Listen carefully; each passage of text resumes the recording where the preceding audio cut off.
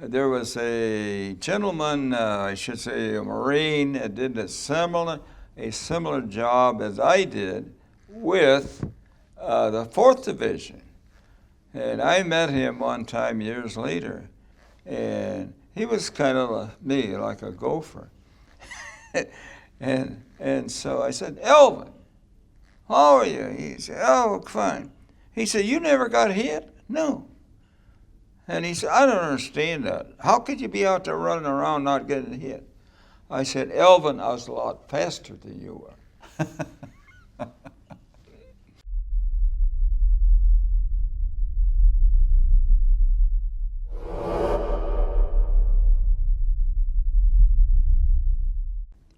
I'm Greg Corumbus. My guest at this time is Elwood Woody Hughes. He's a U.S. Marine Corps veteran of World War II and a veteran of the Battle of Iwo Jima. Sir, thank you very much for being with us. You're welcome. Where were you born and raised, sir?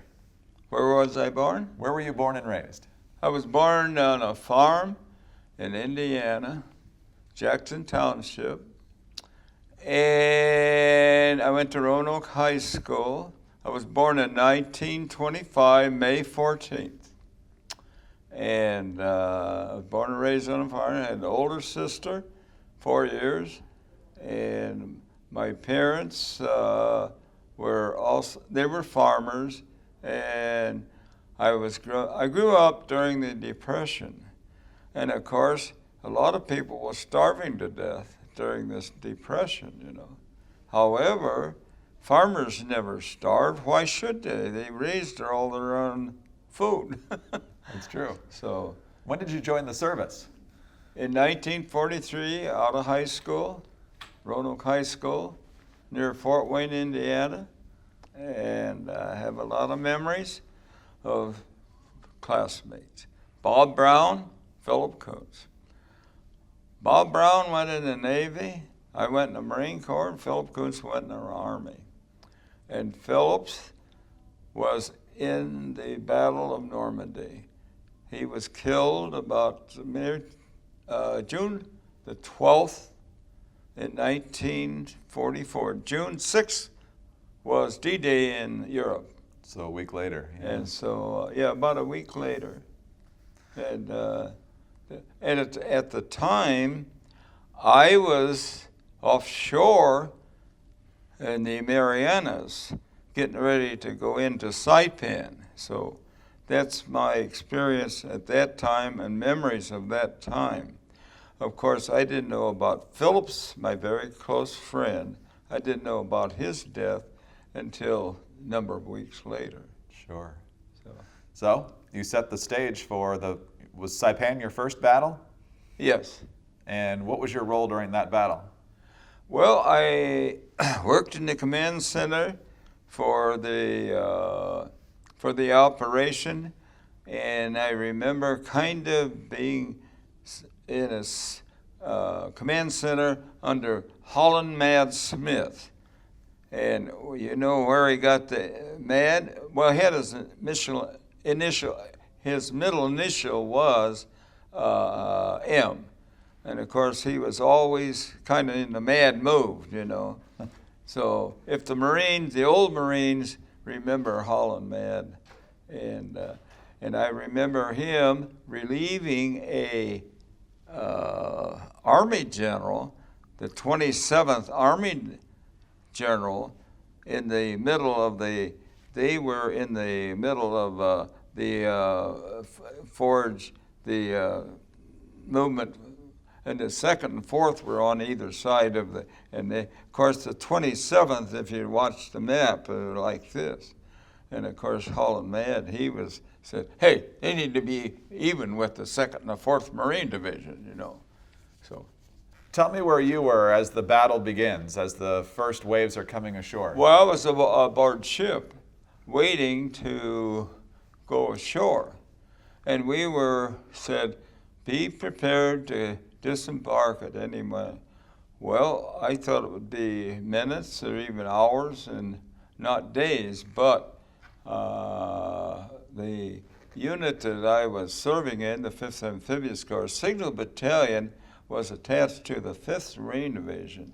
And the 5th our signal battalion, we supplied communications personnel for units, battalion units.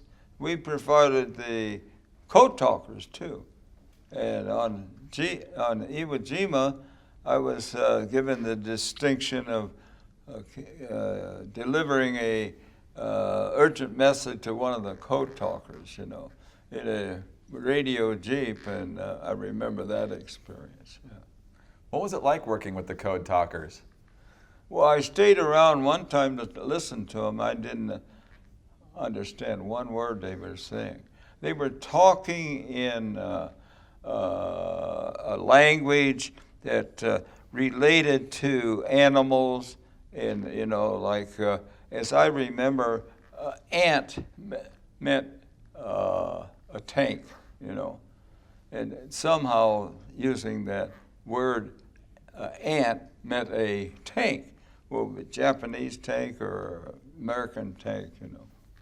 Wow. So I have memories of hearing a code talker, you know. That's amazing. So when did you actually go ashore? I think it was the first, I should say, the day before the flag raising. Okay. And that was, yeah. And of course, as soon as I got ashore, the command was private. I was a PFC. Private, dig a foxhole and stand by for duty. Well, that was orders. But also in the command center, I had other duties that made the command center more effective, you know. And also, I guess at that time they didn't use the word, but I was a gopher, you know. Go for this and go for. So anyway, it was called a runner. As soon as I got in, yeah, stand by for duty. And I thought I would be more in the office part. On Saipan, I typed messages, and I remember current, what they called urgent messages, priority, you know, and it's like certain expediency of messages that need to be sent, routine, you know. And so I learned that and on Saipan, but I thought I would be called upon that when I got into Iwo Jima, but I wasn't. I was just called as I was a gopher, more or less, and then also I was a runner, you know. Mm-hmm. I remember delivering messages either on foot. When I first came in, you know, everything was so short. When I came into Iwo Jima, the first thing I heard was the artillery.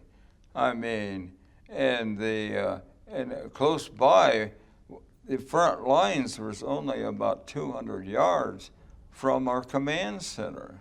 And our command center was right at the edge of Yodoyama Airfield number 1, you see. And that's what I remember.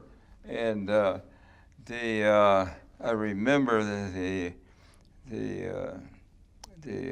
airfield and the command center, and that was the day. Oh, you asked about when I went in was that day. Oh, in the front lines, I could hear the rat-a-tat-tat of machine gun fire, and that's close. Then I also remember, and I've remembered this kind of in a little bit of my autobiography, that the shelling, every once in a while, the Japanese could reach the command center as they advanced that, you know, northward. But we were very close to mortar fire, the command center, and of course artillery. And we would get a siren, just like, you know, the fire in your community. You get a siren, and then they would tell you, take cover. So it meant you get in your foxhole and stay there until the shelling is over with. And then every once in a while, I remember it was be all clear. And so we knew it was safe to move around. But then at that time, it became a little, what should I say? Anyway, every once in a while you'd say, Corpsman, you'd hear Corpsman. Somebody during the shelling had been hit, so they needed medical attention, you know. So those, I remember that. So when you're on your gopher runs, are you coming under fire? Well, that's another.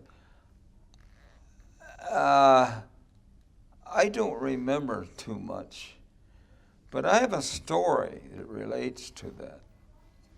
There was a gentleman, I should say a Marine, that did a similar job as I did with the 4th Division. And I met him one time years later, and we kind of compared what I was doing. He worked in his 4th Division Command Center, and he was kind of me, like a gopher. and so I said, Elvin, how are you? He said, oh, fine. He said, you never got hit? No. And he said, I don't understand that. How could you be out there running around not getting hit? I said, Elvin, I was a lot faster than you were.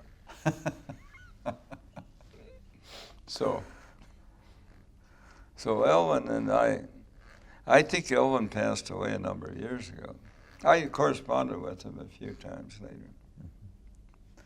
So as the battle went on, how did things change for you at all? Well, it became safer. Oh, I just saw it in here. It was very interesting.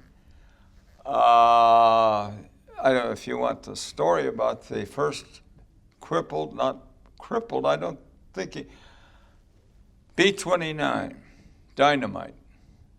In fact, I've written it down, and I noticed today I didn't spell it right.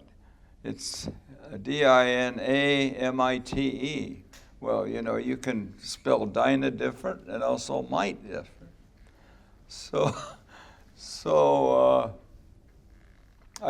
In the command center, we got word that there's a B-29 cannot make it back to the Marianas. You understand why I'm saying that. And he says, well, how about the airfield? Can we land on it? Is it usable? And he said, well, yeah, the Seabees have done a good job in getting it ready for emergency landings of the B-29, okay? So pilot says, well, he said, I don't think I can make it back to Marianas. I don't know if it was, I don't think it was crippled, it was running out of fuel. You know, it's a long, long trip from Tinian to Tokyo and then back.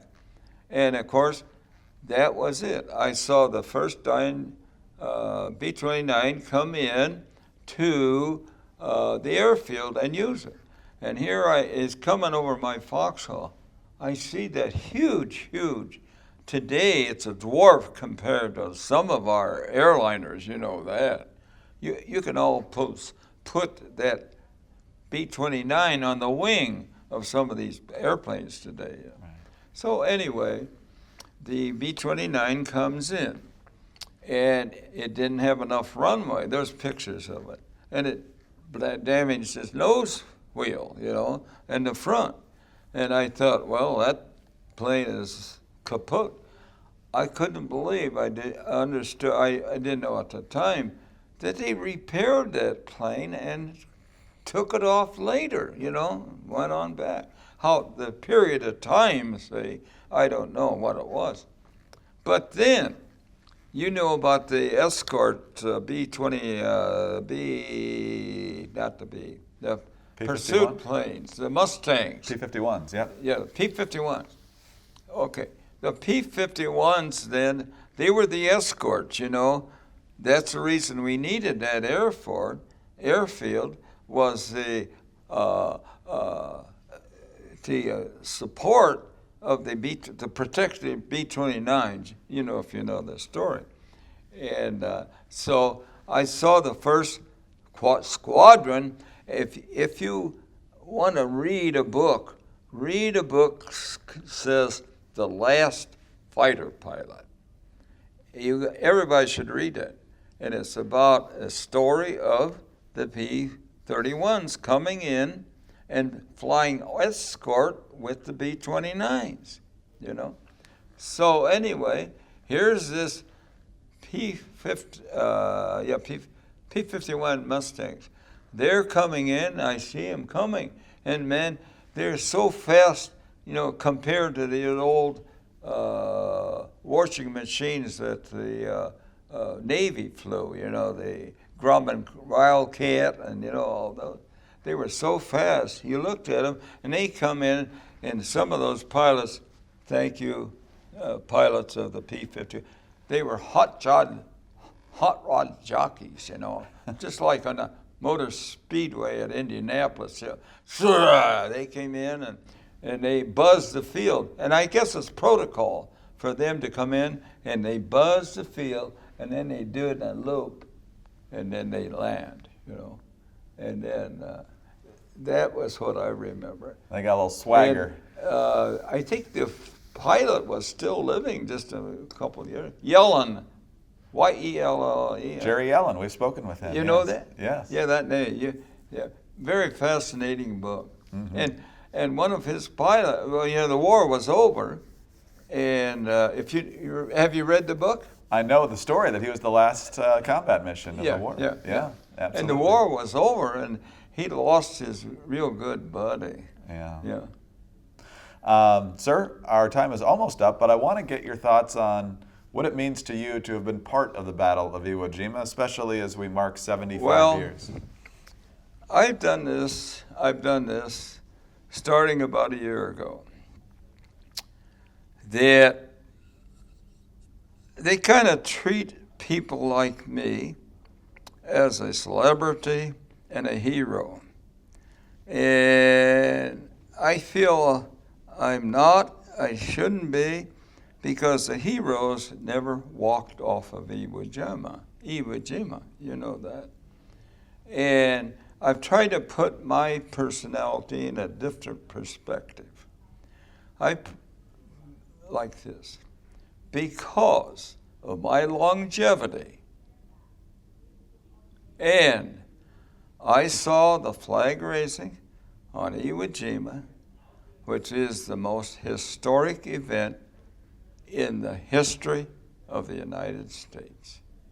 And so that's the reason I feel that people appreciate the fact that I'm still around, number one, and it's very important to, I think, my genealogy, my children, and people that are associated with me.